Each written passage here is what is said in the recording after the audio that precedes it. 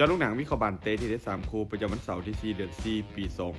2026เราเริ่มกันในคุยหนึ่งในรายการ FA ครับเตะในเวลา 18:45 ของคืนนี้บิ๊กแมตช์ระหว่างเฮือใบสีฟ้าแมนเชสเตอร์ซิตี้จะเปิดบ้านต้อนรับการมาเยือนของหงแดงลิเวอร์พูลแมนซิตี้จะบ้านมีฟอร์มการเล่นช่วงหลังที่ยังคงนิ่งเกมบุกมีความเฉียบคมโดยเฉพาะการเล่นในบ้านพวกเขามักจะต่อบาดกดดันคู่แข่งได้อย่างต่อเนื่องส่วนหงแดงลิเวอร์พูลมีฟอร์มการเล่นที่ดีเช่นกันแต่ยังคงมีสะดุดให้เห็นในบางเกมโดยเฉพาะเกมเยือนของพวกเขาที่ยังคงเป็นจุดอ่อนในเรื่องเกมรับ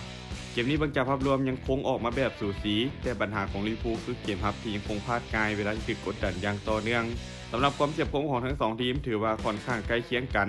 ส่วนแดนกลางคาดว่าซิตี้น่าจะเป็นฝ่ายที่คุมเกมได้หลายกว่าเกมนี้บางจากภาพรวมยังคงให้ซิตี้เจ้าบ้านมีโอกาสค่อนข้างสูงที่จะเก็บชัยชนะไปได้การคาดการณ์สกอร์ที่น่าจะเกิดขึ้นแมนเชสเตอร์ซิตี้จะเปิดบ้านเสือนเอาชนะลิเวอร์พูลไปด้วยสกอร์2-1มานตอนคุย2อยู่ที่ศึก FA ครับเตะในเวลา 23:15 ของคืนนี้การพบกันระหว่างเชลซีจะเปิดบ้านต้อนรับการมาเยือนของพอร์ตเวล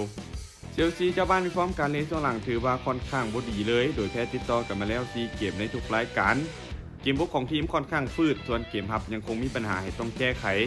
ส่วนพอร์ตเวลทีมเยือนพวกเขามีฟอร์มการเล่นในช่วงหลังที่ใกล้เคียงกันพวกเขาเป็นทีมที่เล่นในลีกของฟอร์มถือว่ายังบ่ค่อยสม่ำเสมอแพ้หลายเกมเช่นเดียวกันผู้เกมคาดว่าเชลซีพวกเขาจะเปิดเกมบุกใส่ตั้งแต่นาทีแรกที่เริ่มเกมส่วนพอร์ตเวลอาจจะไปเล่นแบบตั้งรับดึกโดยเราจะมาการเล่นเกมส่วนกลับเป็นระยะ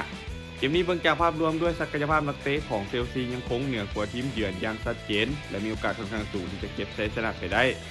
การคาดการณ์สกอร์ที่น่าจะเกิดขึ้นเชลซีจะเปิดบ้านเอาชนะพอร์ตเวลไปด้วยสกอร์3-0มันตอนคู่ที่3ในศึกบูเดสลิก้าเยอรมันเตะในเวลา 20:30 ของคืนนี้การพบกันระหว่างฝ่ายบวกอันดับ8มี37คะแนนจะเปิดบ้านต้อนรับการมาเยือนของจากฝูงบาเยิร์นมิวนิกมี70คะแนนจากการลงเล่นไป27นัดฝ่ายบวกเจ้าบ้านมีฟอร์มการเล่นส่วนหลังที่ยังขึ้นลงมีชนะติดต่อกัน2เกมในเกมล่าสุดเกมในบ้านของพวกเขาถือว่าเล่นได้แข็งพอสมควรส่วนบาเยิร์นมิวนิกทีมเยือนฟอร์มถือว่าแห้งตามมาตรฐานเก็บชัยชนะได้หลายเกมบุกของพวกเขาถือว่าเป็นจุดเด่นหลักที่มีความดุดันและยิงประตูได้ค่อนข้างต่อเนื่อง